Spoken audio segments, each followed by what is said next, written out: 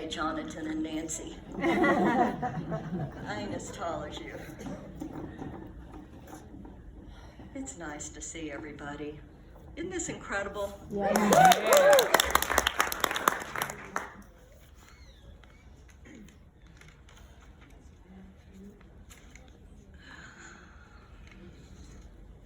We owe the future a world free of sexual violence. Yeah.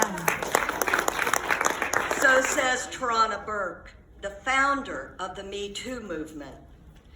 This movement has been called a vindictive plot against men. Labeling MeToo a witch hunt and calling women overwrought, angry, and vengeful are ways to delegitimize women's concerns and voices. Why is anger considered not feminine? Anger has led me to write my memoir of sexual abuse and survival, which has changed my life, which is helping me change the world, because I've learned we can't change what we don't talk about. Trauma not transformed is trauma transferred, says Ashley Judd. 1 in 4 girls is sexually abused. 1 in 6 boys. 1 in 10 children are raped by the time they're 18. 1 in 16 women report rape as their first sexual encounter. 84% of transgender women are sexually assaulted. Indigenous women are 3.5 times more likely to be sexually assaulted. Females with disabilities are 7 more times likely to be sexually abused. 60% of Black girls will experience sexual violence before they're 18. We live in a culture of rape. In America alone, more than half of all murdered women are killed by a current or former partner. The power and privilege of patriarchy is prevalent around the world, and our culture is complicit. Sexual assault and harassment and child sexual abuse are not warm and fuzzy topics, but if you refuse to learn about them, then I believe that you are complicit. Silence becomes agreement.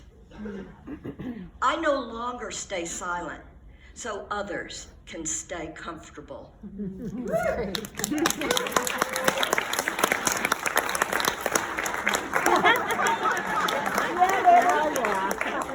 Someone here besides me has been sexually abused, or knows someone who's been abused, or certainly knows how common this is in our culture that allows men to commit these crimes with impunity.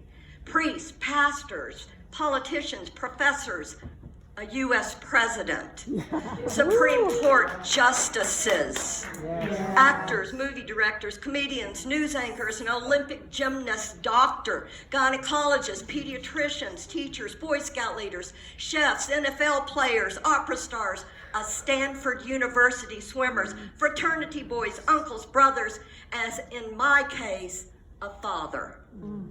Think of all the Me Too's. Think of all the perpetrators. Calling men out has been way overdue.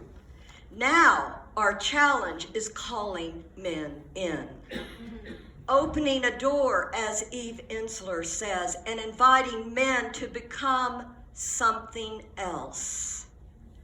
Calling them in to listen to us, to believe in us, to fully and sincerely apologize when damage has been done, to treat us with respect and equality, and recognize that vulnerability is not synonymous with permission.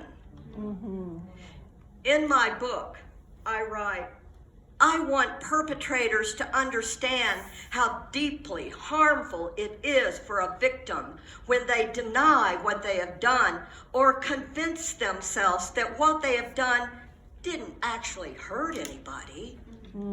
I say let a perpetrator's denial be questioned more fiercely than a victim who finally finds her or his voice and speaks the unspeakable.